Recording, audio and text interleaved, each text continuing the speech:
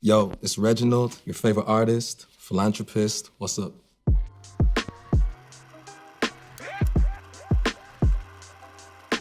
My artist name came to me in a dream, and I remember I was about 17. And then I thought I was clever by switching out the G's and putting J's. About 11 years now, I think it's aged well, so I'm happy I chose that name.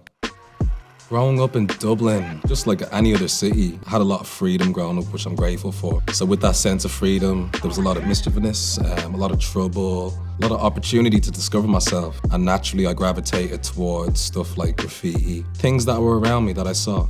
I would have just been seeing a lot of stuff on the bus to school. So naturally, I was always curious, like, why would people write their names in a specific way? And I remember asking a boy that was a little bit older, and he ended up actually being a guy that like wrote graffiti. And then he kind of basically just gave me the tools and schooled me on what this was. And then naturally I started sketching in school. Wasn't great in school, honestly. Wasn't my favorite place. So I would just use school as a place to practice. If you're gonna just focus on hip hop, it's also part of the 4 elements. So graffiti, dancing. So I kind of like, obviously I did dancing as well. I kind of wanted to participate in every part of those things. Back then, hip hop was the cool thing. We looked at America and places like that, and we were just in awe of how they spoke, the style. For me, a big core memory was just that era of like 50 Cent and the kind of gangsterism attached to that. Us as like young boys, super fragile, we wanted to like be those kind of people. So kind of hip hop, alpha males, and yeah, that's just something that I knew that like I could eventually do at some point. But I was always a fan before anything. Going to America to pursue football and sports. I feel like when I was young, that's where my head was. I wanted to be like an athlete, you know? When I was doing football, I was always doing music as well, just as a hobby. Never really known if I could do it as a profession, but I would always send stuff to friends and they'd kind of give me those like secondary affirmations. So I kind of took a risk, and I'm happy I did, because in terms of musical as a tool, I just think it's powerful, and I'm happy to participate in something like this, you know, so. Being from Dublin, we have this kind of like colloquial way of just speaking, you know? So doing something like hip hop, if you're able to kind of bypass the kind of cringiness that I think is attached to a lot of like artists from where I'm from, just based on the fact that like we're so kind of witty in our delivery. Sometimes it can get misconstrued for like a satirical kind of thing when it's serious. So for me, I've always kind of like tried to embrace that part of myself, that Irishness that I feel a lot of us have, that kind of comedic element, and put all that into my music. As a musician and an artist, I feel I've always tried to like absorb everything around me and soak it in, and then just use that as part of my kind of process. But for sure, the differences in being an artist in the UK, where I was much more established, and then obviously when I think back when I was in Dublin, I was basically unknown. And then eventually getting to like live in America as an established kind of artist and kind of enjoying the fruits of that, you know, as well. So they're all different chapters and different feelings, but all very important. And I think it's kind of led to my new album, which is definitely my more focused work, and I feel like that couldn't happen without all those different experiences, you know? Karen, you could say the Karen track is like the lead single. So yeah, this song is kind of just a byproduct of like that era of all of us being in the pandemic.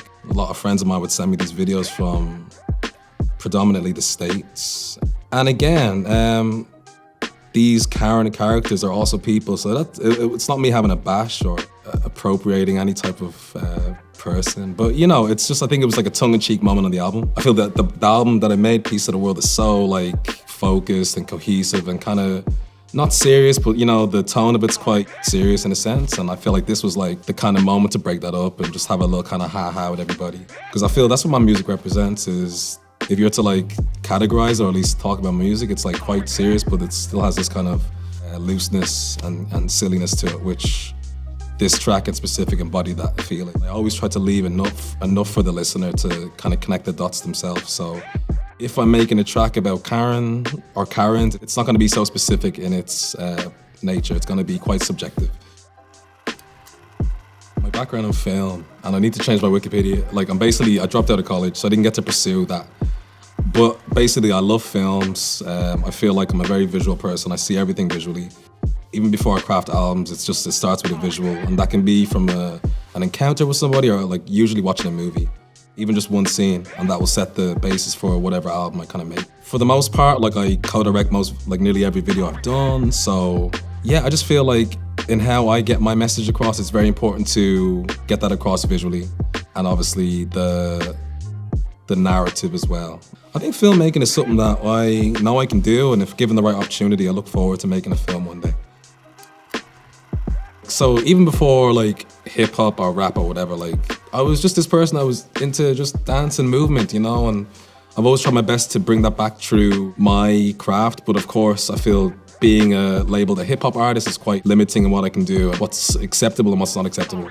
That's constantly changing now, which is amazing. And I feel now I'm in a place to where I'm super confident to bring that back in some ways, whether it's in the live show or just in music videos. Because it's such a big part of me, like when I do go out and stuff, dancing is just it's just like I'm so happy when I dance. Let's bring back dancing, man. And you know, I just feel like dancing is such a great way to discover things about yourself and connect with other people, you know? So yeah, man, that shit's definitely valid, yeah.